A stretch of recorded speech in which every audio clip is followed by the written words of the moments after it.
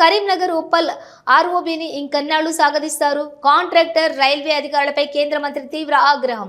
Jammikunta Uppal ROB నిర్మాణం పనుల జాప్యంపై కేంద్ర హోంశాఖ సహాయ మంత్రి బండి సంజయ్ కుమార్ మరోమారు తీవ్ర స్థాయిలో ఆగ్రహం వ్యక్తం చేశారు. కరీంనగర్ రైల్వే స్టేషన్ పనుల పరిశీలన సందర్భంగా సంబంధిత రైల్వే అధికారులను పిలిపించుకున్నారు. సదరు కాంట్రాక్టర్తో ఫోన్లో మాట్లాడి పనుల జాప్యంపై ఆగ్రహం వ్యక్తం చేశారు. ఏం తమాషా చేస్తున్నారా? 2015లో ఉప్పల్ ఆర్ఓబీ మంజూరైతే ఇప్పటి వరకు పూర్తి చేయకుండా నానుస్తారా ఏమనుకుంటున్నారు? ఇప్పటికే 3 ఎంపీ ఎన్నికలు అయిపోయినాయి. 3 ఎంపీలు మారారు. 100 మంది అధికారులు మారిపోయారు. కాంట్రాక్టర్లు కూడా మారుతున్నారు. కానీ ఆర్ఓబీ మాత్రం పూర్తి చేయటం లేదు అని అసహనం వ్యక్తం చేశారు. ఇప్పటి వరకు నాకు 3 సార్లు హామీ ఇచ్చి మాట తప్పారు. ప్రజలకు ఏం సమాధానం చెప్పాలి? ప్రజలు పడుతున్న ఇబ్బందులు మీకు పట్టవా? అసలేమనుకుంటున్నారు? ఏదైనా సమస్య ఉంటే ఎందుకు నా దృష్టికి తీసుకురావటం లేదు? మీ వల్ల ఆర్ఓబీకి ఎందుకు మంజూరు చేశామా అనే భావన కలుగుతోంది. ఇప్పటిలోగా పూర్తి చేస్తారో చెప్పండి అని ప్రశ్నించారు. అందుకు కాంట్రాక్టర్ అధికారులు బదిలిస్తూ జూన్ నాటికి 1 లైన్ పనులు పూర్తి చేసి ప్రజలకు ఇబ్బంది లేకుండా చర్యలు తీసుకుంటామని బదిలిచ్చారు.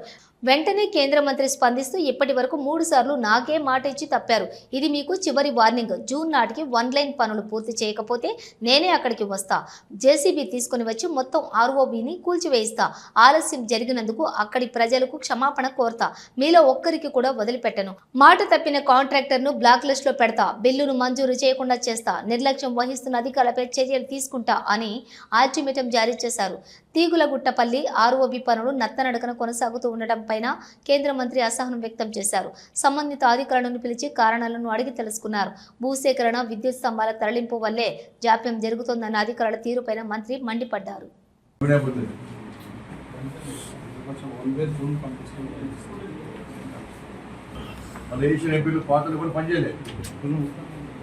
ఇప్పుడైనా మోడీ గారు ప్రభుత్వం వాళ్ళు 10 సంవత్సరాలు ఏం చేయలేదు. కష్టపడి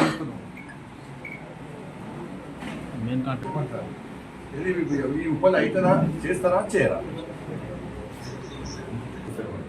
ఇంకా 10 తరములు చేస్తారు. ఎక్కడ వర్క్ చేయకుండా చేస్తారు. మనం ఇష్టమనుకుంటే 10 సంవత్సరాల నుంచి మీరు ఆరోగ్య చేయకుండా ఇష్టం చేస్తున్నారు. 10 సార్లు ప్లాన్ చేస్తున్నారు.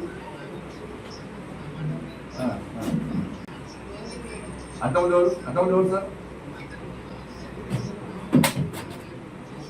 ఎందుకు వదిలిపెడతారనే?